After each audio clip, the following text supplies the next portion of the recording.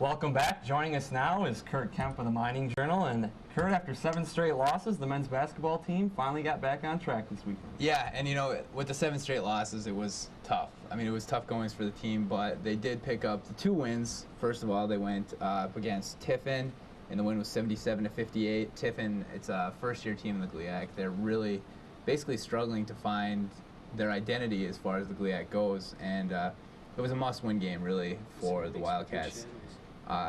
In the game, there were 17 three-pointers in the first half attempted by NMU with 9 in the second. So again, what we're seeing is more of the three-point shots and, you know, living and dying by the three-point. And, you know, this time they definitely lived because they ended up shooting 51% from the floor for the game and 13 of 26 from 3. So again, 50%. Tyler Kazmierkowski, the senior guard, went for 26 points and wrote 2 Player of the Week honors. So really a solid game from him. And then in the Ashland game, it was 75-67. This time, you know, one of those games where it was redemption and the Wildcats had to come back and they just really had to beat a team that had beat them previously at home. In the game, again, it was Kazmierkowski, 20 points, 6 of 11 from deep, and all of his field goals in the game came from beyond the three-point line. Again, much of the same. One player in particular who had a good game for the Wildcats was junior guard at Austin Rowe, who was 7 for 8 from the free throw line, and you know, that's really the advantage that Austin Rowe brings to the team. So coming down the stretch, Curt, who's really stepping up right now? You know, I think it's got to be Tyler Kazmierkowski. He's the one guy, Player of the Week honors this week, and you know, a senior who's really showing his leadership through his play on the floor. I think Kazmierkowski would have told you himself when he came into the season that he didn't expect to be as much of a scorer. He didn't expect to have as many minutes, and you know, he really hoped that the team would be well-rounded minutes-wise. But you know, it looks like now he's kind of taking that role of 39 minutes against Ashland, and he had 33, I believe, against Tiffin. And, you know, not just him as the seniors, I think it's all the seniors overall. Eric Sarine and Kyle Green are splitting time in the post, and both of them great defensive players. They're leading the team in blocks. Green leads in rebounding at 5.1 rebounds per game. So, you know, it's really just been the seniors overall. This weekend, Curt, the team gets another shot at Grand Valley State and Ferris State. 2 teams they played pretty close at home. What should we expect out of these 2 games? Well, you know, like you said, in the Ferris game, they had lost 87-81, and in that game, what happened was it was Justin Keenan. Justin Keenan is the GLIAC's leading scorer currently, and he's a guy that, you know, the Wildcats simply couldn't stop in this situation. If they want to win, they're going to have their threes fall. They've been shooting an immense amount of three-pointers. They lead the GLIAC by at least 50 shots, and they have pretty much all year. So they're going to have to get their three-pointers to fall there. Against Grand Valley, a team at 15-6, 10-6 in the GLIAC.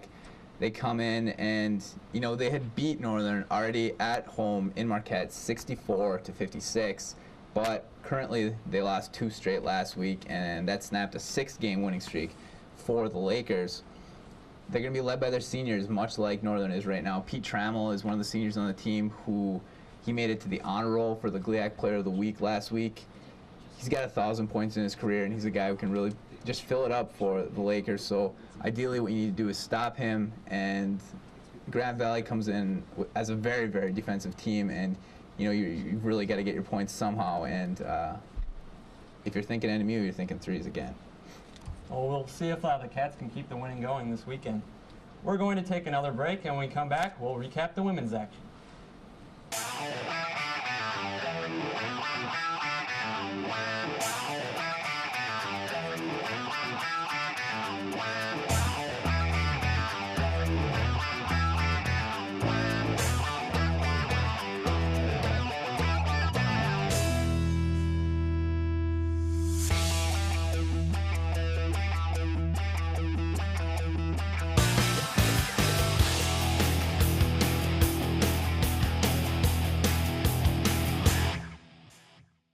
Welcome back. After a big home win over Grand Valley, the women's team fell to Ashland on Thursday but rebounded on Saturday with a win over Tiffin.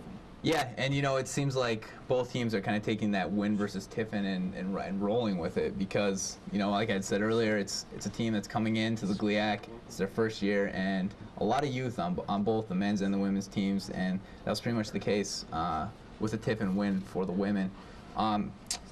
Against Ashland in Ashland, the loss was 56-51. In the game, Kelsey Deacon for NMU played the entire 40 minutes, not sitting a single iota of the game, and she led the Wildcats with 15 points. Pretty much what we're going to be expecting for the rest of the season from Deacon. Kind of Kelsey Deacon comes in as a player who you're going to expect a lot from, and I think at this point, when she's playing 40 minutes, you're obviously expecting her to lead for 40 minutes. And as a senior, she's been doing it pretty well.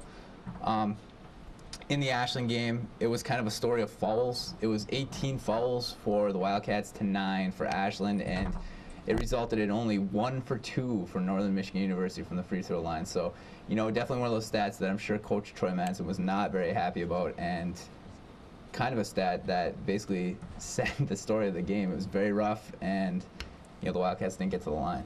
Against Tiffin, it was a 76-70 win. The Wildcats had to come back from 10 at halftime to beat the Dragons, which is kind of a surprise because I think Madsen always says you've got to win the games that you've really got to win, and Tiffin at 5-16, 4-12 in the GLIAC is definitely one of those games that you have to win. So it was good that they pulled it out and good that they came from behind, but ideally you don't want to get yourself in that situation. Well, just like the men's team, Kurt, the women's team will be playing Grand Valley State and Ferris State again this weekend. What should we expect out of these two games? I think most importantly is in the Ferris State game, it's going to be trying to stop Jenna Guai. Jenna Guai is from Escanaba. She's kind of a local person, so the last time they played here at the Berry, Guai had a pretty big game, and last weekend it was pretty much all Guai for the Ferris State Bulldogs. She was leading her team over the weekend. She averaged 14 points and 6 rebounds during that stretch. And right now, the big thing with Ferris is that they're fighting for one of the final spots in the GLIAC postseason. And with the schedule they've had lately, they've got 3 nationally ranked teams in the last 4 games, and they've got Michigan Tech on Thursday, which is the number 8 team. So what you're looking at is a team that's probably going to be a little bit tired out, and ideally, Northern can kind of steal one there. And against Grand Valley, that was a huge game before. The 81-68 victory. At the time, Grand Valley was a nationally ranked team.